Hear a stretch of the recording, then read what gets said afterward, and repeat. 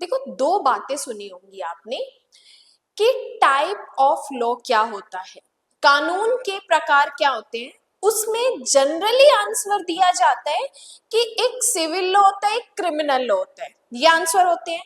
लेकिन ये आंसर सरासर गलत है। जब भी क्वेश्चन आए टाइप ऑफ लॉ, तो हमें बताना है कि type of law to type से होता है, लेकिन एक होता है सब्सटेंटिव लॉ, एक होता है प्रोसीजरल लॉ। अब देखो, सब्सटेंटिव लॉ को हिंदी में सारवान विधि भी बोलते हैं, मूलभूत विधि भी बोलते हैं और मौलिक विधि भी बोलते हैं। प्रोसीजर लॉ का हिंदी में एक नाम है प्रक्रियात्मक विधि। अब जब हम सब्सटेंटिव लॉ पढ़ते हैं तो सब्सटेंटिव लॉ दो प्रकार से हो सकता है, सिविल और क्रिमिनल। और जब हम प्रोसीजर लॉ पढ़ते हैं तो दो तरीके से हो सकता है, सिविल एंड क्रिमिनल। इस क्लास में जो मैं आपको चीजें बताने वाली हूँ वो मैं आपको सिविल और क्रिमिनल लॉ, दो तरीके के लॉ होते हैं सिविल और क्रिमिनल लॉ, उनके बारे में बताने वाली हूँ। प्लस मैं आपको ये चीज बताने वाली हूँ कि कौन कौन से केसेस सिविल फील्ड में आते हैं, कौन कौन से केसेस क्रिमिनल फील्ड में आते हैं। इन दोनों में मैं आपको कुछ डिफरेंसेस भी बताने वाली हूँ। ये क्लास आपके लिए बहुत इंपॉर्टेंट होने वाली है। मैं माधुरी वेलकम करती हूँ आपका एमडी लॉ क्लासेस में। इस सेशन को बिल्कुल भी ड्रॉप मत कीजिएगा। आपके जो भी डाउट्स हैं, जो भी इंपॉर्टेंट चीजें हैं, बेसिक नॉलेज है, वो सारी चीजें मैं आपको क्लियर करने वाली हूँ। सबसे पहले एक चीज समझो कि टाइप ऑफ लॉ, सुनना मैं क्या कह रही हूं, टाइप ऑफ लॉ। अगर इस तरीके का क्वेश्चन आता है तो आपको बताना है दो तरीके के लॉ होते हैं। एक होता है सब्सटेंटिव लॉ, हिंदी में जिसको बोलते हैं सारवान विधि। एक होता है प्रोसीजरल लॉ, जिसे हिंदी में कहा जाता है प्रक्रियात्मक विधि। देखो, सब्सटेंटिव लॉ क्या होता है, जो हमें हमारी rights, duties, liabilities and punishments को डिफाइन करता है। अब हमें राइट्स, ड्यूटीज, लाइबिलिटीज, पनिशमेंट को कौन कौन डिफाइन कर सकता है? आईपीसी लाइक बीएनएस कर सकती है, बताती है बीएनएस हमें कुछ राइट्स भी बताती है कि प्राइवेट पर्सन अरेस्ट कर सकता है, प्राइवेट पर्सन वारंट का एग्जीक्यूशन कर सकता है। और तो और, अब प्रोसीजर कौन बताता है? प्रोसीजर हमें सीआरपीसी बताती है, सीआरपीसी लाइक बीएनएसएस। और प्रोसीजर हमें कौन बताती है? सीपीसी बताती है। यहाँ पे सब्सटेंटिव में मैंने आपको बताया राइट्स, ड्यूटीज, लाइबिलिटीज, ये चीजें। अब देखो, कॉन्ट्रैक्ट एक्ट हमें राइट्स बताते हैं कि अगर मॉर्गेजर है तो उसकी क्या राइट है, मॉर्गेजी है तो उसकी क्या राइट है, इनकी लाइबिलिटीज भी बताता है ना। तो देखो, ये बीएनएस क्या है? क्रिमिनल लॉ है। कॉन्ट्रैक्ट क्या है? सिविल लॉ है। तो अब समझ आया कि सिविल और क्रिमिनल टाइप ऑफ लॉ नहीं है। टाइप ऑफ लॉ में जो सब्सटेंटिव और प्रोसीजर पार्ट होते हैं वो दोनों सिविल और क्रिमिनल हो सकते हैं। और देखो, बीएनएसएस एक क्रिमिनल लॉ है क्योंकि आई बीएनएस को प्रोसीड करता है। और सीपीसी क्या है? एक प्रोसीजर लॉ है जो कि सिविल का है, किसको प्रोसीड करता है? कॉन्ट्रैक्ट को करता है, टीपी को करता है। तो ये क्या हो जाएगा? एक सिविल लॉ हो जाएगा और ये क्या हो जाएगा? एक क्रिमिनल लॉ हो जाएगा। तो अब अगर आपसे क्वेश्चन पूछा जाए टाइप ऑफ लॉ, तो आपको बताना है substantive law and procedure law. Then अगर आपसे क्वेश्चन पूछा जाता है सिविल और क्रिमिनल लॉ क्यों नहीं है, तो आपको बताना है कि सब्सटेंटिव लॉ सिविल भी हो सकता है, सब्सटेंटिव लॉ क्रिमिनल भी हो सकता है, प्रोसीजर लॉ सिविल भी हो सकता है, प्रोसीजर लॉ क्रिमिनल भी हो सकता है। इसलिए एक्चुअल में type of law substantive and procedure count होते हैं। अब देखना, ध्यान से सुनना, आज इस क्लास में मैं आपको जो चीजें बताने वाली हूँ वो मैं बताने वाली हूँ सिविल और क्रिमिनल लॉ के बारे में। सिविल और क्रिमिनल लॉ में क्या क्या डिफरेंसेस होते हैं, क्या क्या चीजें इसमें आती है, कौन कौन से केसेस इसमें आते हैं, वो चीजें मैं आपको बताने वाली हूँ।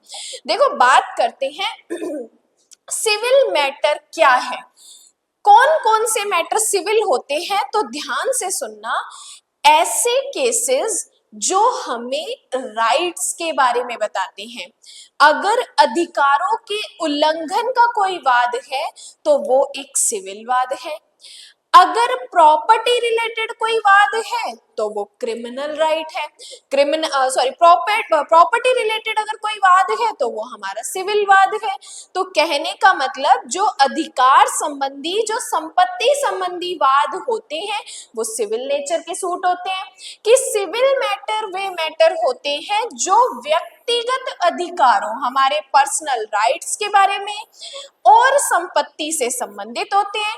इनमें से किसी अपराध का सवाल नहीं होता, इनमें किसी भी तरीके का ऑफेंस नहीं होता। सिविल मैटर के कुछ उदाहरण इस प्रकार है। अब एग्जांपल देख लो कौन कौन से सिविल मैटर होते हैं। जमीन जायदाद प्रॉपर्टी रिलेटेड होते हैं। टेनेंट और लैंडलॉर्ड के बीच, किराएदार और मकान मालिक के बीच का कोई विवाद होता है तो वो भी इसमें माना जाता है सिविल मैटर।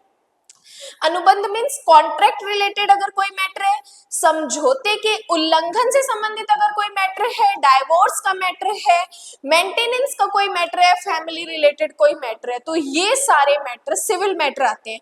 तो आप इन ऑफेंसेस को देख लो, अपराधों को देख लो जो प्रॉपर्टी रिलेटेड है, किराएदार या मकान मालिक के बीच में है, डाइवोर्स, मेंटेनेंस या फैमिली रिलेटेड अगर कोई मैटर है तो वो सारे सिविल में आते हैं। अब देखो इन मामलों में मेन ऑब्जेक्ट क्या होता है। सिविल मैटर में जब भी केस इंस्टीट्यूट होता है तो इसका ऑब्जेक्ट क्या है कि जब भी सिविल मैटर होता है तो इसमें जो विक्टिम होता है, जो पीड़ित पक्षकार होता है, उसे उसका हक दिलाया जाता है। यहाँ पे पनिशमेंट वाला कोई रोल नहीं होता। सिविल मैटर में ऑब्जेक्ट पनिशमेंट नहीं होता।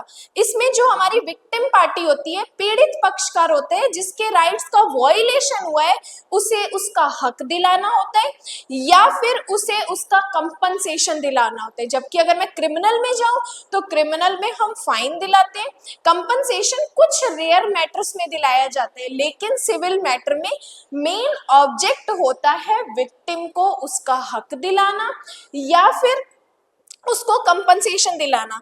यहाँ पर एक्यूज्ड को पनिशमेंट का कोई सवाल नहीं होता कि एक्यूज्ड को पनिशमेंट देने का यहाँ पे किसी तरीके का कोई क्वेश्चन ना ही ऑब्जेक्ट होता है।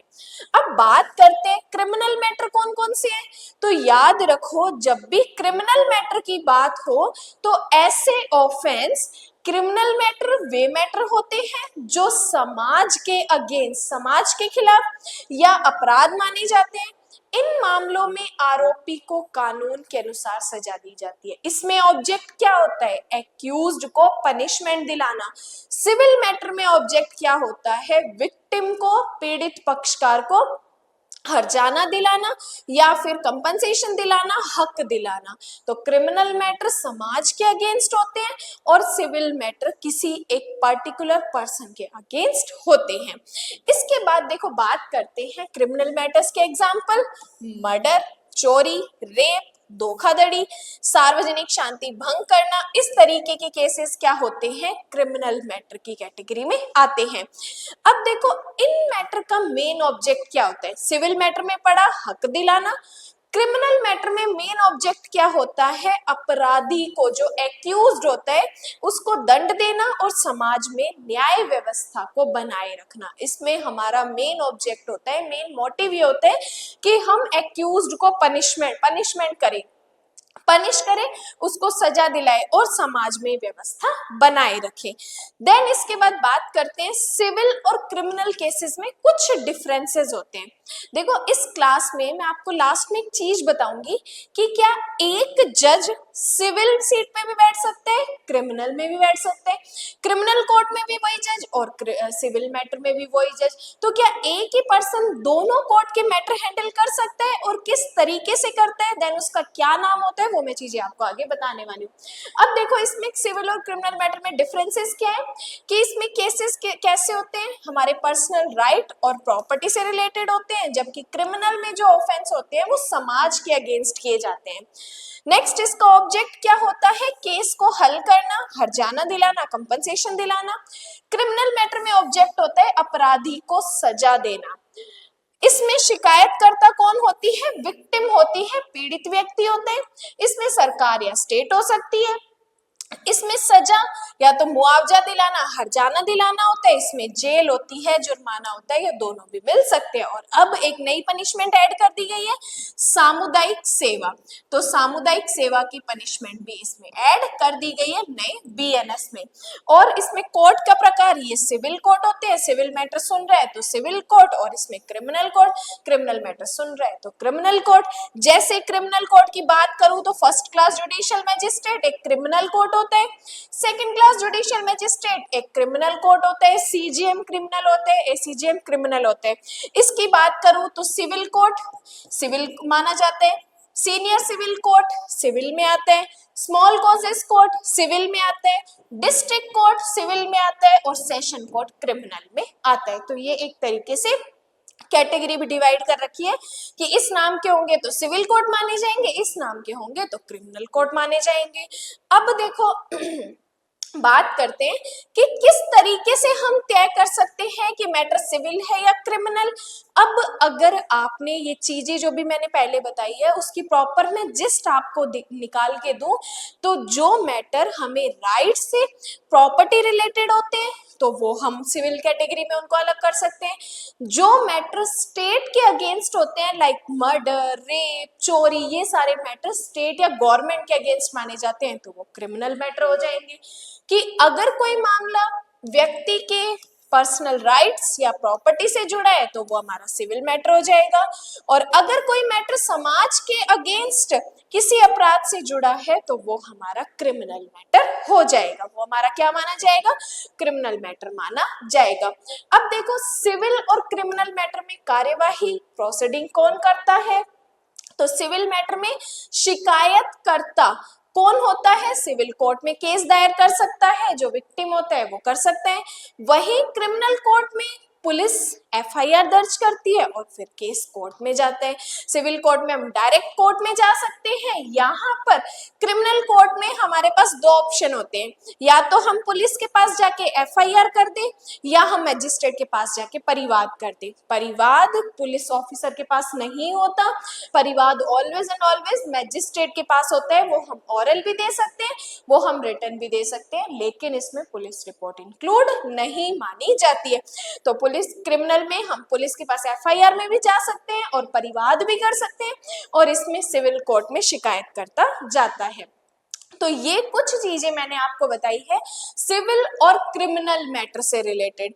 इसके अलावा जब हम सब्जेक्ट्स पढ़ते हैं तो हम सारी चीजें like type of law, classification of law, contradictions के बारे में हम बात करते हैं।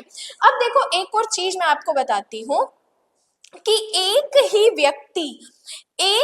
व्यक्ति सिविल का जज भी हो सकता है और एक ही व्यक्ति क्रिमिनल कोर्ट का जज भी हो सकता है। देखो कई बार क्या होता है कि जब भी लोअर जुडिशरी का कोई एग्जाम होता है तो लोअर जुडिशरी में कोई पद होता है। जैसे मैं एग्जांपल लेती हूँ राजस्थान की। राजस्थान में राजस्थान हाई कोर्ट के द्वारा एक एग्जाम कंडक्ट करवाया जाता है, RJS, Rajasthan judicial service. First class judicial magistrate civil जज भी कहलाता है, इसका पूरा नाम होता है प्रथम वर्ग न्यायिक मैजिस्ट्रेट एवं सिविल जज। अब जब ये क्रिमिनल मैटर सुनता है तो ये अपने फर्स्ट क्लास मैजिस्ट्रेट की मोहर लगाता है, जब ये सिविल मैटर सुनता है तो अपने सिविल जज की मोहर लगाता है। इसका मतलब व्यक्ति एक काम अनेक, जब काम अपना अलग अलग कर रहा है, जिस कैटेगरी के अकॉर्डिंग कर रहा है तो उसी कैटेगरी के अकॉर्डिंग ये अपनी मोहर लगाता है। जब ये क्रिमिनल मैटर सुनेगा तो फर्स्ट क्लास की मोहर लगाता है, सिविल मैटर सुनता है तो सिविल कोर्ट की मोहर लगाता है। तो व्यक्ति एक और वो काम अलग अलग तरीके से कर रहा है। अदरवाइज रूल ये कहता है कि सिविल मैटर के लिए सिविल जज होना चाहिए, क्रिमिनल मैटर के लिए क्रिमिनल जज होना चाहिए। तो ये चीजें जो मैंने आपको बताई है ये कुछ बेसिक और इम्पॉर्टेंट चीजें हैं। जब आप एलएलबी कर रहे हो, जब आप जुडिशरी फील्ड में जा रहे हो, आपने एलएलबी अच्छे से नहीं की है तो ये चीजें आपको पता होनी चाहिए। एक इम्पॉर्टेंट इन्फॉर्मेशन बता देती हूँ कि एमडी लॉ क्लासेस पे एक नया बैच स्टार्ट किया जा रहा है, जिस बैच में टोटल 30 सीट्स हैं ओनली। ये 30 सीट्स, ये एक बैच स्टार्ट किया जा रहा है एमडी लॉ क्लासेस को 3 साल यूट्यूब पे कंप्लीट होने की खुशी में 80% फीस का डिस्काउंट आपको मिल रहा है। टोटल 50,000 अपनी एमडी लॉ क्लासेस की जुडिशरी की फीस है, इसमें 80% डिस्काउंट करके आपको सिर्फ 10,000 फीस में लाइव क्लासेस मिल रही है, एडवांस नोट मिल रहे, हैंडमेड नोट्स मिल रहे हैं, नोट्स की पीडीएफ मिल रही है, वीकली टेस्ट सीरीज मिल रही है, प्रॉब्लम सॉल्विंग क्लास मिल रही है। लॉ आपको प्री मेंस और इंटरव्यू पॉइंट ऑफ व्यू से करवाया जा रहा है। ये सब्जेक्ट आपके 7 मेजर सब्जेक्ट है, 7 माइनर सब्जेक्ट है। अगर आप बैच की डिटेल्स कंप्लीट तरीके से लेना चाहते हो तो स्क्रीन पे आपको एक नंबर दिख रहा होगा, इन नंबर से आप कंप्लीट इस बैचेस की डिटेल ले सकते हो। कौन से 7 सब्जेक्ट हम मेजर कर रहे हैं, कौन से 7 सब्जेक्ट हम माइनर कर रहे हैं, वो सारी डिटेल आपको मिल जाएगी। 10,000 रुपीज की फीस रहने वाली है। लेकिन एक इंपॉर्टेंट चीज, अगर आप एमडी लॉ क्लासेस के ऑलरेडी मेंबर हो, मेंबरशिप आपने ले रखी है, 59 रुपीज की मेंबरशिप है, देन ये कंप्लीट बैच आपको सिर्फ और सिर्फ 8,000 में मिलने वाले हैं। 8,000 में 14 आपके लॉ के subjects, pre mains interview point of view से, नोट्स, टेस्ट सीरीज, मेंस की आंसर राइटिंग इसमें इंक्लूड रहने वाली है। तो इतनी सारी चीजें जो आपको मिलने वाली है वो सिर्फ और सिर्फ 8 और 10,000 में मिलने वाली है। इवनिंग बैच अपने रहने वाला है, एक मेजर एक माइनर सब्जेक्ट से अपनी क्लासेस स्टार्ट करेंगे।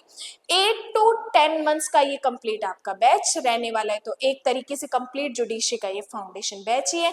हर स्टेट के, जिस भी स्टेट से आप बिलोंग करते हो, उस हर एक स्टेट का स्टूडेंट इस बैच को ज्वाइन कर सकता है। बाकी की डिटेल्स आप हमसे व्हाट्सएप पे कांटेक्ट करके ले सकते हैं। ये क्लास आपको जो मैंने करवाई है कैसी लगी है, उसके लिए क्लास को लाइक और कमेंट जरूर करना है। अपने फ्रेंड्स के साथ एमडी लॉ क्लासेस को भी शेयर कर दीजिए। बाकी आज के लिए धन्यवाद।